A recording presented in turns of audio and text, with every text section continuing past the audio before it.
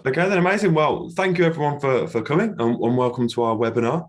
I'm Joe Dorber, the UK Education Manager here at PresentPal, and would love to welcome you along to our webinar, Student Perceptions. So how we can improve student support, for new and returning students with disabilities. A bit of housekeeping before we do start. Closed captioning is available. If you are all able to mute your mics for us and turn cameras off to avoid any kind of distraction or interference or anything like that. And we love to promote sort of an interactive session here, so advise that the chat is available. Feel free to share any feedback, or if you hear something that sort of, I suppose, piques your interest, feel free to share any feedback in there as well. You can also ask questions in there, and we'll have somebody on hand to answer those as we go through. Throughout, we're going to be using the poll feature. So if you're unable to access that or unable to answer any of the questions on there, again, feel free to use the chat function to do that. And the session will be recorded, so it will be available post-webinar as well. So in today's webinar, we're going to be going over a number of things. I'll introduce myself and then my co-hosts. But we're also going to go over how the priorities, worries and needs of students with disabilities have sort of shifted over the last 18 months. We're going to go over the impact that the past 18 months has had on the role of the DSA professionals, and also how we can improve support to meet the ever-changing needs of new and existing students with disabilities. And then we'll have an exclusive, exciting first look at a new PresentPal add-on. So I suppose better introduce those speaking today. Like I said, it's Joe Dorber, that's myself, the UK Education Manager here at PresentPal, alongside Ursula Bilson, the Assessment Centre Manager for De Montfort University, and Ben Scott, our Customer Research Manager here at PresentPal. Guys, if I pass you, Ursula, first to introduce yourself. I'm here at De Montfort University. I had no idea that filter was on. Sorry, I'm not in America. I'm on site. I've been the Assessment Centre Manager here for 6.5 years now, and having worked at a couple of other centres as well. So interesting to see what people think of this topic. Thank you very much. And Ben, I'll let you introduce yourself as well. Perfect, thanks Joe. Hi everyone, I'm Ben. I'm PresentPal's Customer Research Manager. I've been with PresentPal for just over a year now.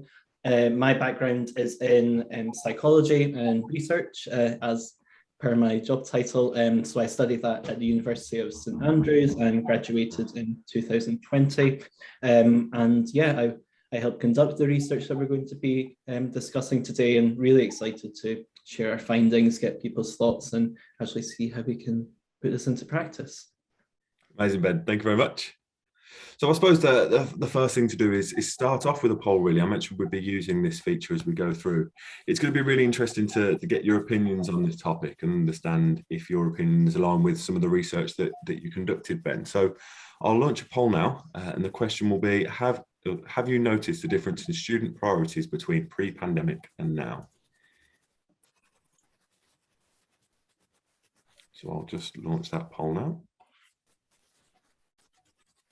Oh, having trouble launching that actually at the moment. I believe there's another PresentPal login. So let me just have a look into that. Sorry. Hi Joe, I can launch that for you now. Thanks so much, Abby. So that poll will appear on your screens now, guys. Feel free to answer and share any of your experiences.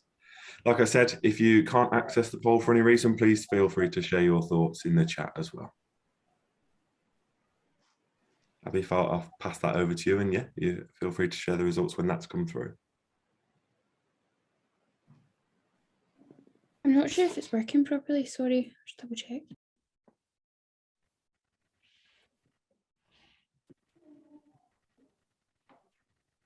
While we wait for that, guys, let's take this to the chat function, because that one's definitely working. Has anyone experienced any differences, or has anyone sort of got a bit of experience and definitely noticed some change in student priorities? Ursula, what sort of things have you noticed with the assessments that you've been doing? We've seen a big change in what we get asked to do as an extra recommendation. There's been a big increase in study skills requests and mentoring requests. I mean, ordinarily we'd expect a few towards the end of the year, but there does seem to be a large amount of students who've had extensions, which is not surprising. But when that happens previously, we've more been asked to write off and just say, oh, they're going to be accessing support over the summer, is that okay? But now we're also having to say, and they've actually run out of hours. So something's been going on in order for people to use up their hours and then still need more. Oh, it's, you know, the reason they're having that extension is not because they didn't access support, that's for sure. Out of the people certainly I've spoken to and my colleagues, is a lot of it has been the uncertainty of knowing who to speak to, who to check in with, missing out on conversations, just a quick chat at the end of a session, having that conversation with other people in the course. I don't, what are you doing for this question? I don't know. How are you interpreting this? It's very much been isolation, and that, what does a good one look like? Okay, no, amazing. Thank you for sharing that. I mean, Ben, after listening to that, how does that sort of, I suppose, fit in with some of the research that we've been doing? I think it's best probably for me to hand over to you now to discuss that, if that's okay. Yeah, absolutely. Thanks, Joe.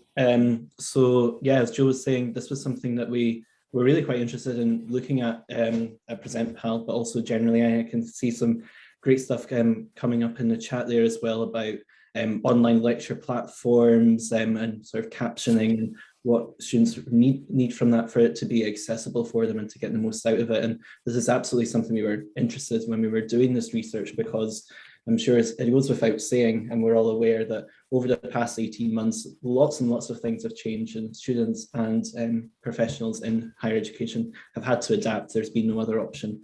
So what we wanted to really hone down in on this research was to sort of understand a bit more about how students feel about university. And we broke this down by looking at both new students, so freshers, if you will, or students who are just starting university now, what their needs are and how they're currently being supported at their institution. But we also wanted to see if there was maybe a difference between students who are returning to campus-based learning this semester, they're maybe in their second or third year of university now, and what their needs are and if they've changed and how they're supported at university. So if you pop to the next slide, Joe. Yeah.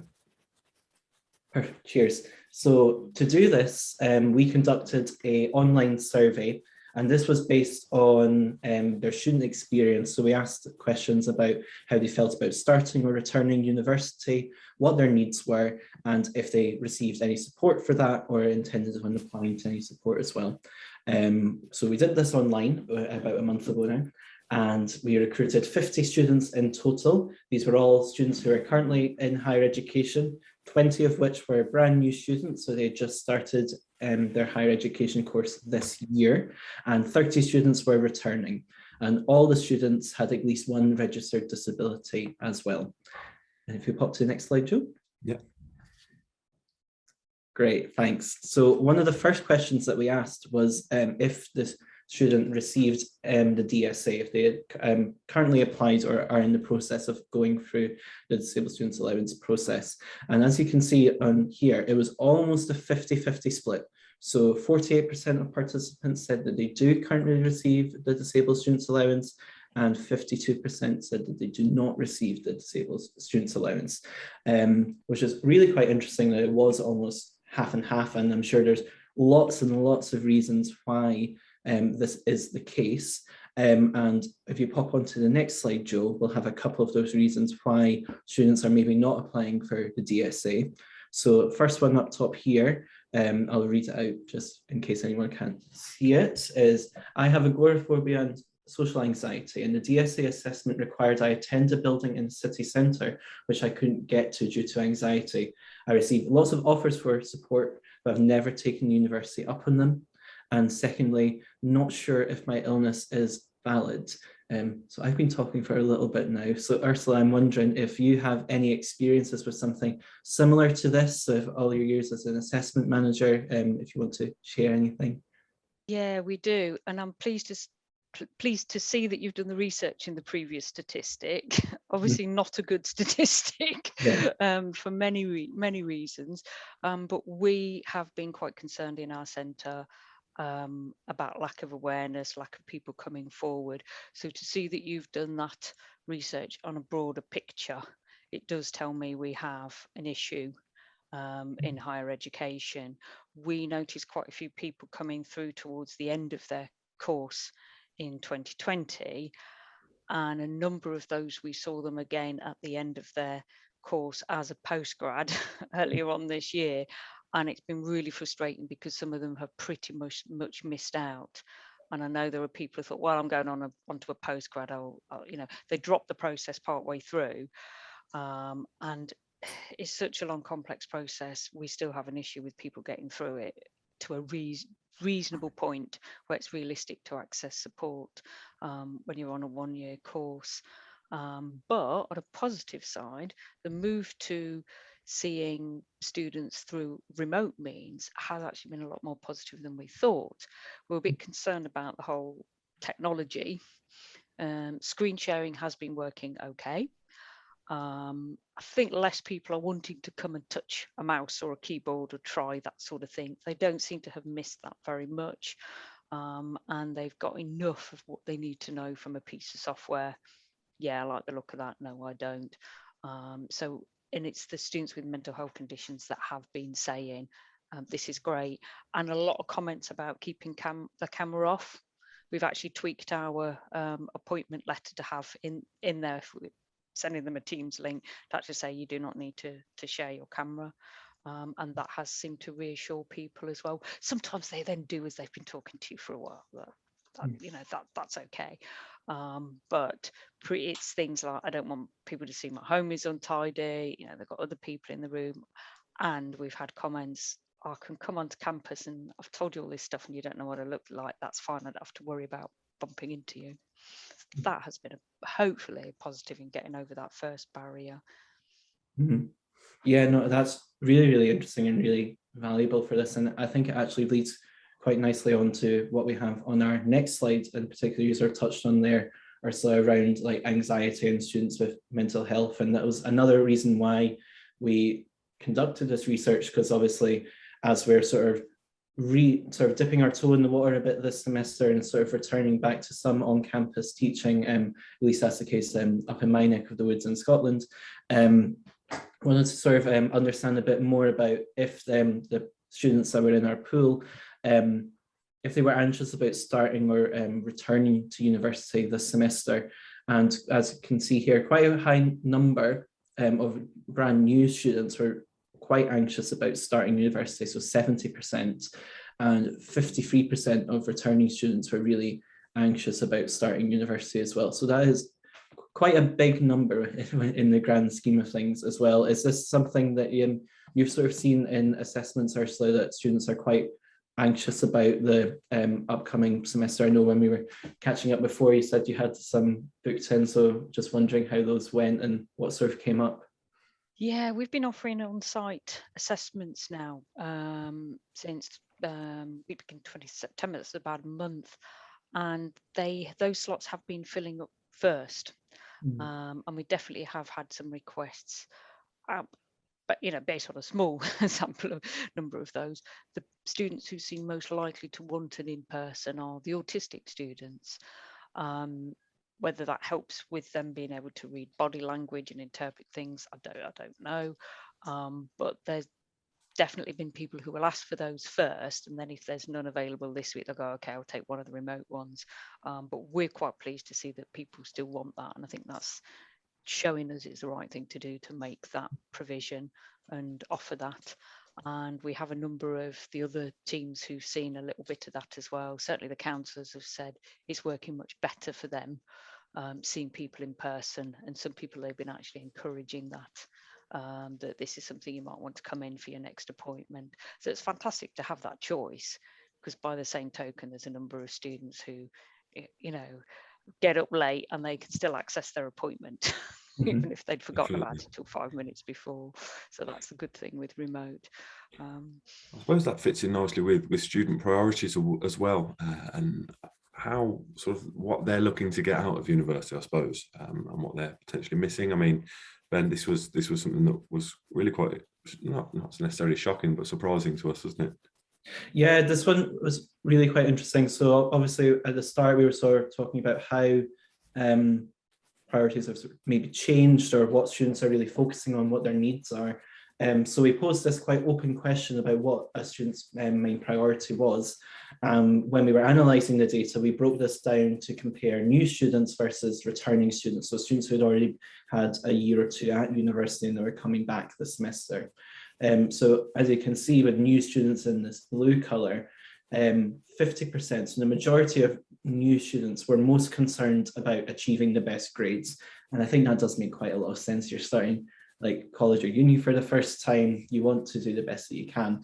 But then when you compare that to returning students, the majority said that their top priority was actually catching up on lost learning, which is really quite interesting when you think about it, especially with all the support and provisions that universities have in place to sort of catch up on this and make sure they're not missing out on any learning. And I think that plays really nicely into then what we asked further, to go a bit further on this, which is all about how students think their approach might have changed, which is just on our next slide. So we asked just very point blank if students think that their approach to university had changed over the past 18 months. And 73% of our participants said that their approach had changed and their approach to learning. But what was really quite interesting, and I'll be interested to hear other people's thoughts on this as well, is the reasons why their approach had changed really came down to both positive or there's negative stuff as well, which is just on a table, which should appear, I think.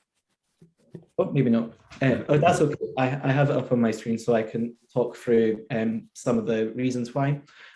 So on the more positive side of things, students said that they actually felt much more relaxed about university in the sort of remote working from home environment. They felt really happy and comfortable in that environment. It worked for them because they were actually able to manage their time a bit more and able to structure their day how they wanted to with recorded lectures. They were able to optimize their time. They were much more independent with managing their studies, which made them feel in turn a little less stressed than they would have compared to when they were studying in person. But then you also have the opposite side of that. For some students who said their approach changed, actually found themselves that they were actually less motivated with online classes, that they were struggling to actually turn up to these reduced lectures. They were actually attending less than when they had to go on campus. And some students even saying they were actually more burnt out of doing digital classes rather than in person, which is really interesting. And I think it's something that we're going to see a lot of as we continue to go throughout this semester, is how the pandemic continues to impact students. And because everyone's needs are so varied and people have different experiences as well, it's a real balancing act. So yeah, I'll be interested to see what people think about that. Yeah, definitely. I mean, it'd be interesting to see. We'll launch a poll now to see what people see, if they've seen to what extent do you think the pandemic has had an impact on returning students. But then if you've noticed anything sort of with students that you've worked with yourselves, it'd be great to read in the chat sort of some stories of this and to what level you think, maybe positive or negatively, that it would have impacted them. We'll just launch that poll now. I believe, Hannah, you have control of that. So yeah, that's now launched. So there should be a question that's appearing on screen for everyone now, to give you the option for small, moderate or significant impact choices there. And once that's finished, we'll be able to share the results with everyone.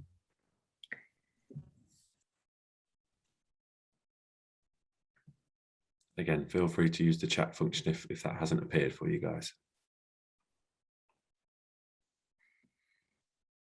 So we've got still couple still answering, so I'll just give it a few more moments and then I'll be able to share the results. So if I end that there and share the results on screen so that you're aware, Joe, so the question, to what extent do you think the pandemic has had an impact on returning students? Actually, 0% of our attendees have said it had a small impact. The biggest result we've got there is that it's had a significant impact on students, with 61%, and then 39% have said a moderate impact. So definitely, it sounds like there's been an impact to all students. Yeah, definitely.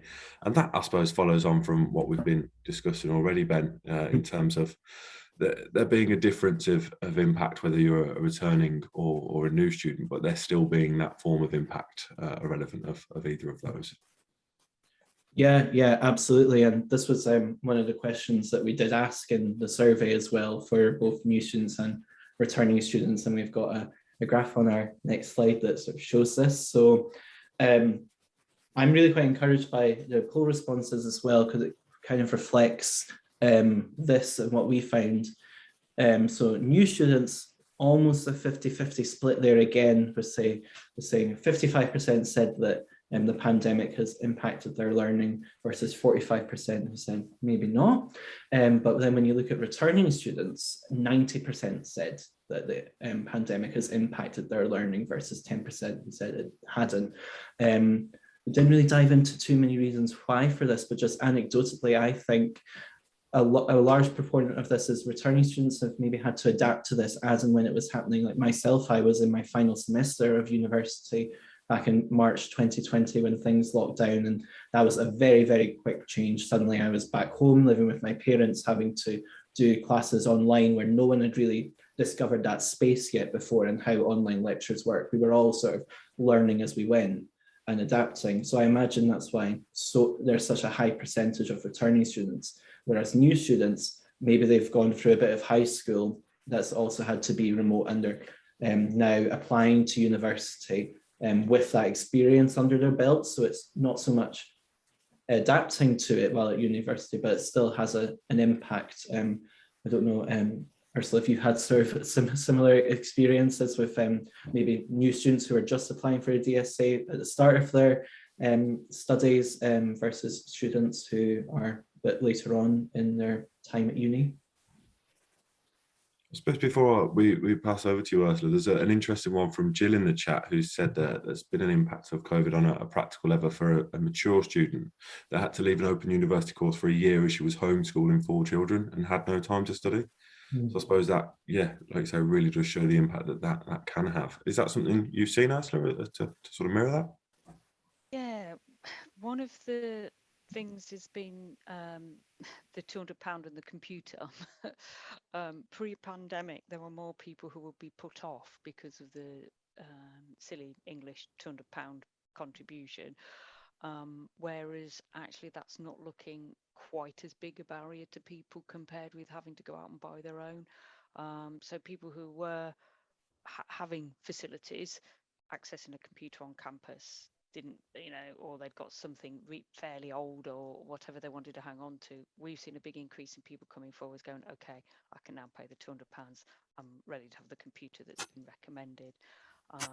We still are concerned that there are people who don't take up support, but that number for the equipment has reduced and they've been coming forward a little bit more with that. But note taking is the biggest change. People who got their strategies in an in-person teaching session. It's interesting that a lot have contacted us to say that does not work with the online session, and we've had requests for extra screens, which makes perfect sense, but doesn't always fit with what we can recommend through DSO, unfortunately. I suppose that fits in with a little bit on the screen now. Those needs are ever changing. There's financial concerns, like we mentioned, with sort of the laptop, but also then we went through a little bit at the beginning, Ben, with grades and things, and that being people's most important sort of achievement at university to start with. But then it was actually catching up on learning afterwards. So yeah, a bit more about the ever changing needs on screen at the moment. I don't know if you want to talk through that, Ben. Yeah, so it's really quite interesting because obviously the pandemic has impacted people in lots and lots of different ways. And I think there's some amazing points again put in the chat there as well. Like Jonathan, for example, is saying that a university is using a hybrid approach to learning where there's lecture captures and online transcriptions are now being used. And they're much more accessible. So students are actually more likely to attend those classes. And Karen as well mentioning but because the student that they worked with was unwell, they were able to access class online, whereas if that was in person, they would have missed out on that content. So it's really quite interesting that even in such a short space of time, even though it does feel like forever at this point, really, it's just been under 2 years, the needs of students have shifted quite a bit, and being able to keep up essentially and support in the best way they can is challenging, especially when we know that students might not be accessing the support that is there and they don't know how to, based on some previous statistics that we had shown. So yeah, is definitely an interesting one, but I think that's why we're all here today, isn't it? Sort of learn a bit more about how we can support students and what sort of tools are available to sort of help bridge this sort of ever-changing needs of students. Yeah, definitely. I think, Hannah, if you're okay to launch another poll for us, we've got another question, I suppose, to get your input, guys. Have you noticed a difference between the needs and the preferences of new and returning students? I think it is really important to sort of understand that change and how it does keep changing as time moves on. Yeah, so we're just going to launch that now, so you should be able to see that on screen. And if you could take a moment to respond, and then we'll share the results.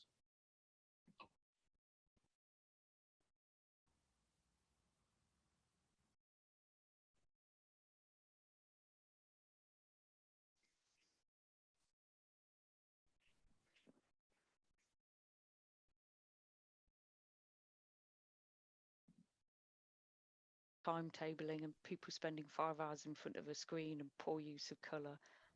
Such a shame that still happens, and I'm guessing that would have, something similar might have happened in person with a poor use of colour, but it's just more obvious now, and it just has much more of an impact when it's right up close and in front of you. Absolutely.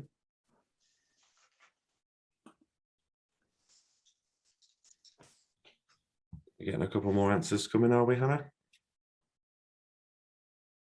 Yeah, so we're just going to share the results now.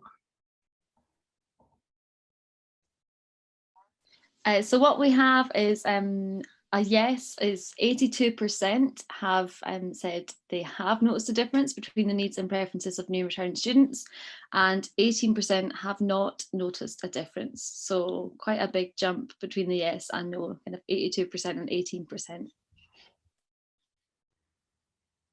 Wow, that's really quite interesting, actually, isn't it?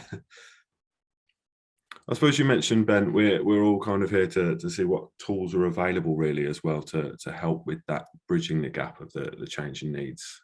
This was a piece that you sort of constructed alongside the research, wasn't it?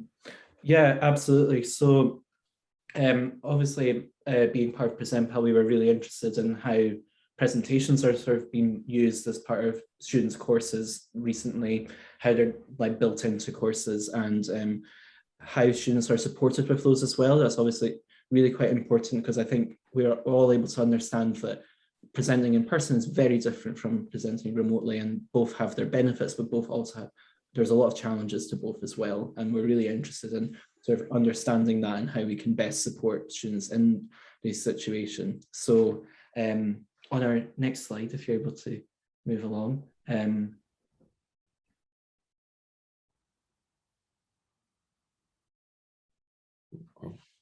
Yeah, that's the slide I've got. Oh, no, that's okay. I think it might just be a small delay on my end, but I'll just verbalize it anyway, because I still have the poll slide up, but that's okay. So when we were looking at how presentations are built into student courses, we found that 56% of students in our group said that presentations were mandatory. They had to complete presentations as part of their course. But 34% of students said that they'd actively avoided giving a presentation while they were at university. Now that's a huge number. And we're all aware that if anything is part of a student's course, it's designed to teach them something. So if they're actively avoiding it, that's absolutely cause for concern, especially because presentations are used in a way that are meant to develop these really important transferable skills, not only throughout the student's time at university, but on to further study or into the workplace as well. So that was really quite concerning for us when we were doing this research, that number was so high. I don't know, Ursula, if you've maybe seen sort of similar things, or if you have any thoughts on that sort of side of things as well. Our recommendations for Present PAL have been quite consistent over the last 3 years. We've, bar 1 or 2% change, so we're recommending it at the same rate. So to me, that tells me it's just as much a concern, worry, difficulty pre-online teaching as it is post-online teaching. And I agree with you about people avoiding it. It should be a safe place to develop those skills. And yes, some people are going to be way off standing up in front of a group of 30 of their peers and talking. But we should have some ability to help get people somewhere close to that by the end of 3 years. Yeah, absolutely. So I think that's something that Joe's probably going to move on to discuss a little bit now, is around some of the tools that are maybe available, but also if anyone has any questions for us or about the research, you can definitely fire those away to us now, either in the chat or by whatever means that's easiest for everyone.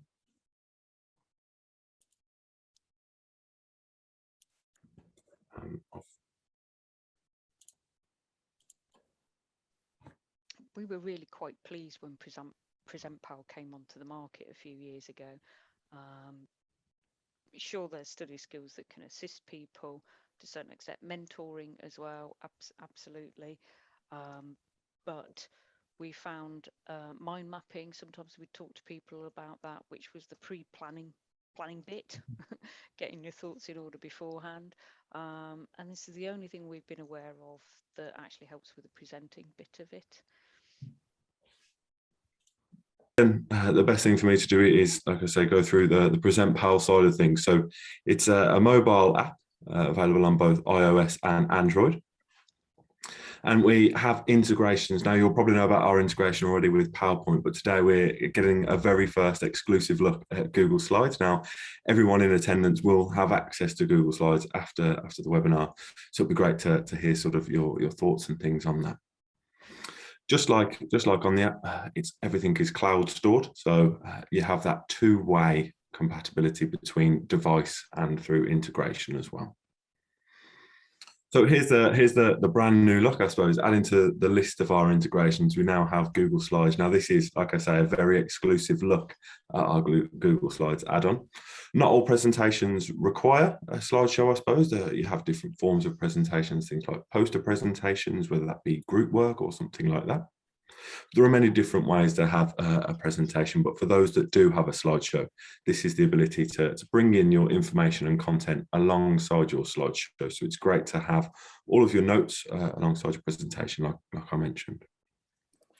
Now, there's a few reasons why Google Slides may be more beneficial to some students. Students may not have access to the desktop version of PowerPoint and therefore can't install the PowerPoint integration. Or there may be some students who have that preference for the Google Suite over the Microsoft Suite.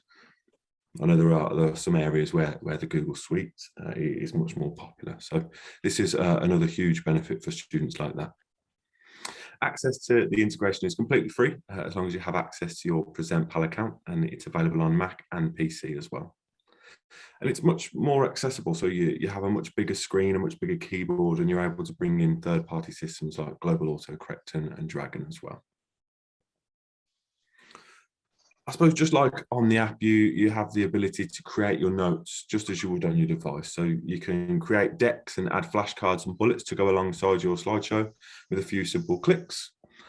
And like I mentioned, it's much more accessible, as well as it's a much larger screen with a larger keyboard. And you actually have the ability to personalize your, I suppose, integration notes as well. So just like on your device, accessibility is massively key to us, and it's a really important part of the app. And we've actually been able to bring it alongside our integration now, which is amazing news.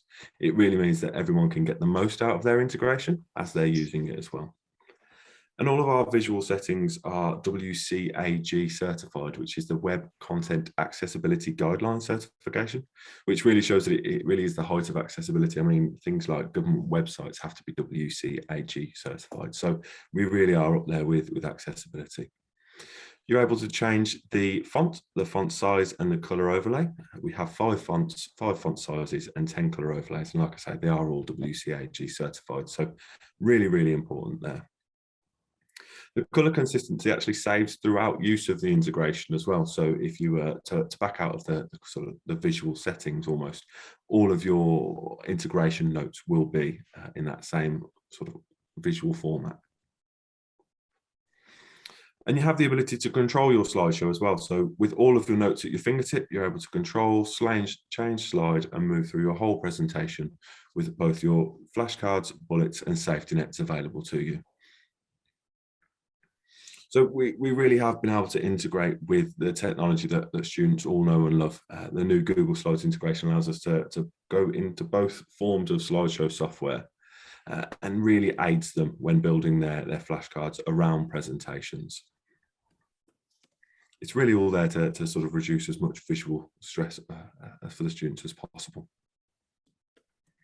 So I wanted to thank everyone for coming along. Again, apologies for the technical glitch just towards the end there. But if you would like to see any more of the Google Slides, we've only gone through a very short amount of Google Slides, sort of the integration. It was a very quick fire run through. But if you would like to see more, there is a QR code on screen, which you can use your camera on your device to take a photo of, and it'll pull through my calendar as well, which you can use. We can book in a 20-minute session. I can show you much more of the features in use. So I'll leave that up for a moment. But first, I will finally pass back to Ursula to discuss something that she's got coming up, a really interesting webinar, Ursula. I'll pass over to you. Yeah, on the topic of what we can do to try and help students, we're spending quite a bit of time in our team trying to assist a little bit with getting people firstly aware of what is a disability, which is the first stage in coming forward for support. So we've had teams, had our team out in university buildings all around campus at lunchtime last week and this week with a little quick quiz about what is a disability and giving them some giveaway bits as a like gently making disability normal, and that's prompted some of the kind of conversations about, oh, that applies to you, does it? Well, here's a leaflet. And the next stage is we're trying to put up some information aimed at parents, because at this stage in the cycle it does seem to be quite a lot. Parents, guardians are leading some of the questions that students have when they come to open days and things. So we're putting on a webinar next week, and that's not just DMU, it's specifically we've involved a support team at our neighbours up the road, so that it's anyone who wants to find out a little bit more whether this applies to them or the young person they're helping come through to university. We can have a chat online. As I say, it's not just myself, it's colleagues as well, and hopefully that will start that process rolling. And we're doing it early on because we recognise how long it takes for people to get their evidence together as well. So if you're working with people who are pre-sessional and thinking about university, then do by all means encourage them to come along if I can make it on Wednesday at 5 o'clock. I'd also be interested to hear anything other people have got that they're trying to help with this particular issue. It's just that statistic early on that you show 48% with a declared known disability not accessing DSA. We can change that for next year. Definitely, that is the aim, isn't it?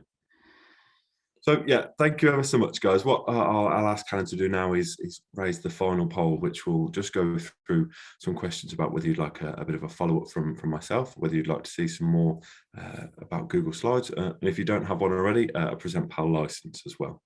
So I'll ask Helen to launch that for me for a moment. But while she's doing that, I'd just like to thank all of the speakers. Again, it's been amazing and an incredible contribution from you both today, Ben and Ursula. So thank you ever so much for taking the time to join us and talk through that today.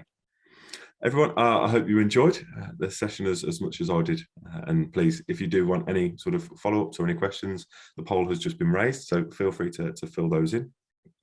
And of course, if you ever need any support with your Present Pal or anything like that, either drop me an email or feel free to either give me a call as well.